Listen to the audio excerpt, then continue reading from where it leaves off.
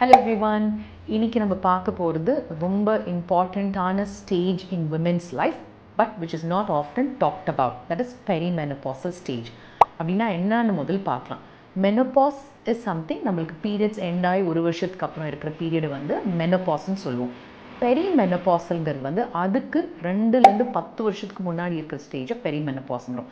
So normal menopause age range என்னன்னு பார்த்தீங்கன்னா 45லேருந்து 55 வயசு வரைக்கும் எப்போ வேணால் நம்மளுக்கு மெனோபாஸ் வரலாம், depending on lot of factors.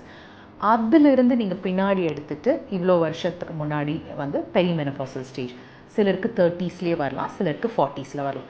அப்போ என்னென்ன சிம்டம்ஸ் வரும்னு பார்த்தீங்கன்னா hot flashes, mood swings, irregular periods, weight gain, இந்த மாதிரி ரொம்ப காமன் சிம்டம்ஸ் நிறைய விமன் எக்ஸ்பீரியன்ஸ் பண்ணுறாங்க. ஆனால் நம்ம வந்து இது இட்ஸ் வெரி நார்மல், பட் இதை பற்றி நம்ம ரொம்ப பேசுகிறதில்ல.